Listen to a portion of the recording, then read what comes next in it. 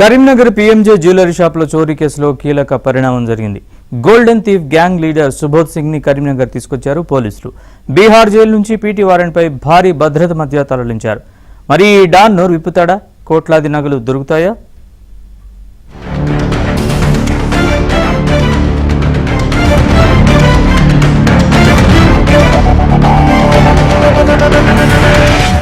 Karimnagar PMJ jewellery shop robbery కేసులో ప్రధాన సూత్రధారి గ్యాంగ్స్టర్ సుబోధ్ సింగ్ ను పోలీసులు కరీంనగర్ తీసుకొచ్చారు.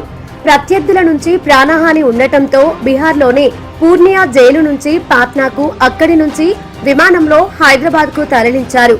అనంతరం రోడ్డు మార్గంలో అత్యంత పకడ్బందీగా కరీంనగర్ చేర్చారు. ఈ అంతర్రాష్ట్ర ముఠా నాయకుడి విచారణతో కేసులో కీలక పురోగతి లభిస్తుందని పోలీసులు ఆశిస్తున్నారు. పోలీసుల విచారణలో సుబోధ్ సింగ్ నెట్వర్క్ చూసి అధికారులు సైతం షాక్ అవుతున్నారు. దేశవ్యాప్తంగా ఇప్పటి వరకు 400 కిలోల బంగారు ఆభరణాలను ఈ గోల్డెన్ థీఫ్ ముఠా దోచుకుంది. సుబోధ్ సింగ్ కింద సుమారు 100 మందికి పైగా దొంగలు పనిచేస్తున్నారు. విభిన్న ప్రాంతాలకు చెందిన వారిలో ఒకరికొకరు పరిచయం ఉండదు. పక్కా స్కెచ్ తో ఈ నెట్వర్క్ ను అతను నడుపుతున్నాడు.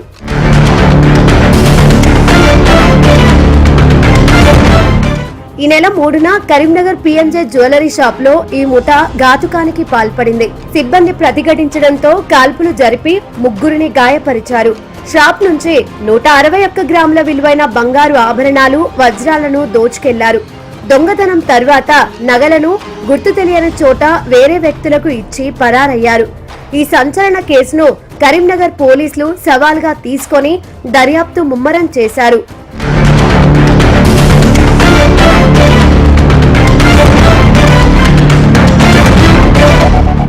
ఈ కేసులో ఇప్పటికే రఘునాథ్ కర్మాకర్ అలియాస్ జగిరా సింగ్, రవి అలియాస్ ప్రద్యున్మన్లతో పాటు సిమ్ కార్డులు ఇచ్చిన మెహతాబ్ ఖాన్ ను పోలీసులు అరెస్టు చేశారు.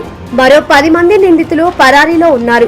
నగలు ఎక్కడున్నాయో గ్యాంగ్ లీడర్ సుబోధ్ సింగ్ కే తెలుసునని విచారణ జరుగుతోందని సిపి గౌసాలం తెలిపారు. Now this is the main person, Subodh Singh. He is wanted in many cases, currently in jail.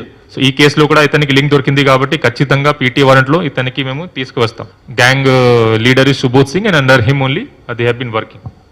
So these are the certain evidence details I wanted to share. And lastly I want to take names of all those people who have helped me in this case.